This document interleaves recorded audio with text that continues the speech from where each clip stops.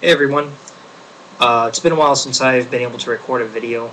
Uh, you know, this semester is a little bit hectic and all, but it's come to my attention that the U.S. Senate is trying to push a bill that would censor certain internet sites.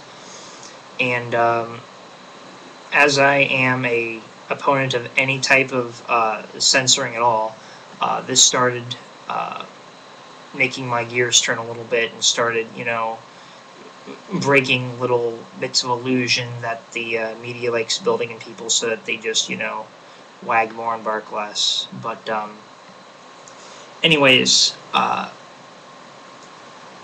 remember this movie, V for Vendetta?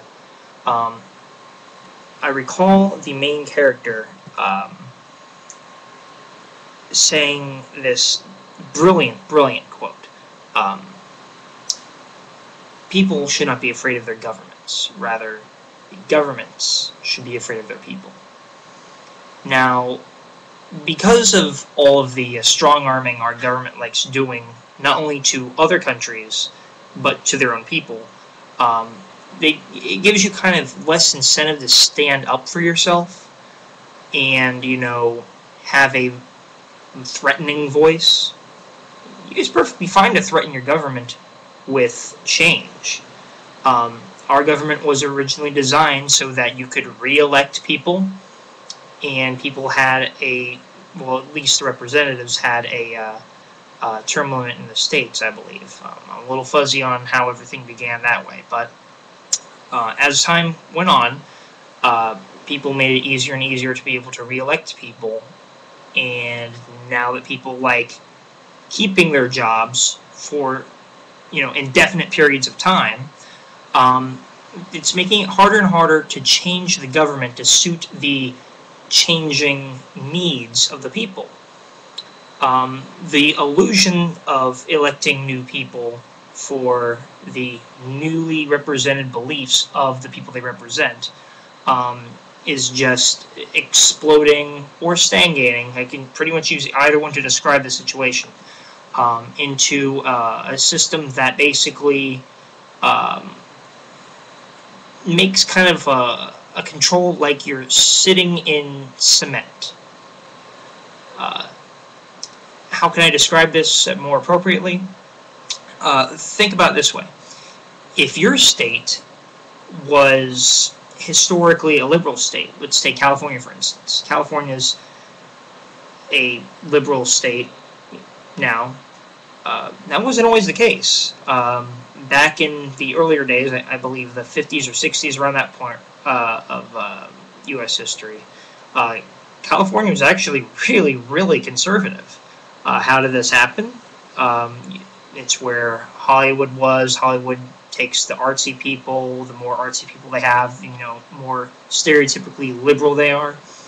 But all of these trends culminated into what's happening with all the different problems of the changing of zones for districts and stuff when elections come on. All of these problems are part of the same thing.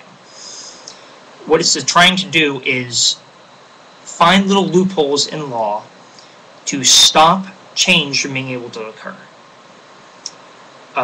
Change meaning electing new people to replace incumbents that have been there for, 20-some years.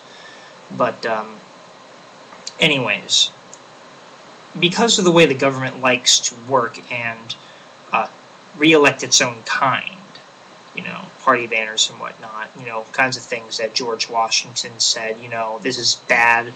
If this stuff starts, then, government, this country, will start going down the tubes, stuff like that. Stuff that we cling to. Anyways, I see a trend with the government. Not just our government, but the governments of most free nations in the world. Things are just going to get worse. Revolution isn't always a bad thing. People say, oh, it just involves chaos and everything's terrible. Well, think about it this way. When you have a sickness and you need to get your tonsils removed or something like that, the anesthesia and all the other things that go along with having, things ripped out of your throat and, needing to heal, that more times than not, that's going to suck worse than whatever sore throat or whatever you had that led up to that happening. And it's almost like all of the pain that you would have had that, swelling or whatever took its term, and, it would have been a very long time, and, whatever. But it's like all that pain that would have happened happens all at once, and then you never have to deal with it again.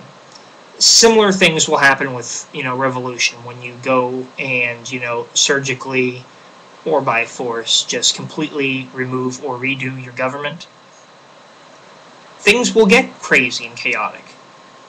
But imagine what will happen after the swelling goes down, after it is healed over. It'll be much better than before. And even if it wasn't better than before, the people did it. So you can basically fix it yourself. You see, people didn't cause the problem that we have now in the U.S. government. The government trying to make itself stay in one piece did.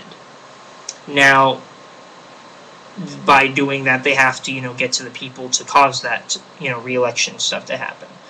I'm not going to go as far as say it's brainwashing, but the whole party banner things and, looking for the uninformed voters to go and, follow their ideas that they kind of agree with, but, that's closest to what I believe in, so I'll vote for that. Lobbying, putting, like, a bill that has to do with, like, national defense and putting a little earmark in there that has something for, like, something that has absolutely nothing to do with a national defense. Stuff like that. Not only does it ruin government, it ruins people's faith in government, which in turn causes anger. Anger leads to hate. Hate leads to suffering or confusion. And the more hate and confusion you have going on, the more, the more up in arms people get to have a change or make a change. Whether that change is good or bad will be reflected in the amount of, information that person has or that group that wants the change has. So, I guess what I'm saying is something should happen. What should happen? I have no idea. I'm not going to, rally behind, Glenn Beck or, the other, really radical people that, are upset with what is going on with the current form of government. All I know is that something's wrong with it. And it needs a change. Is revolution and, all out, upheaval of the government going to, be the silver bullet we're looking for? Probably. Will it happen? Probably not. The country is very big, and the amount of people that would need to gather together and cause that, or being able to legally make that happen, is ridiculous. And, you can't ever motivate that many people to agree on anything unless, it involves something like 9/11 or, a national attack, something like that. Unless everyone's being adversely affected equally, you're not going to see a lot of change. And unfortunately, enough rich people, enough powerful people, are not being adversely affected by this yet. So nothing's going to be able to happen. What are you going to do with a bunch of low-income people that, don't really have a lot of information that are being adversely affected by this? Not a lot. You're just going to get a bunch of people complaining. Whether or not they know where to direct those complaints is completely a different story. I'm just going on here to just rant that change needs to happen. If it happens sooner than later, it's probably going to end up a little more chaotic. If it happens later, you have more specialized, more specific, directed, efforts to change. But, the only way to make people change things is to have everyone equally as pissed off. Not yet. It's happening, but not yet. Try to be back on here before the year's out and Good luck till then.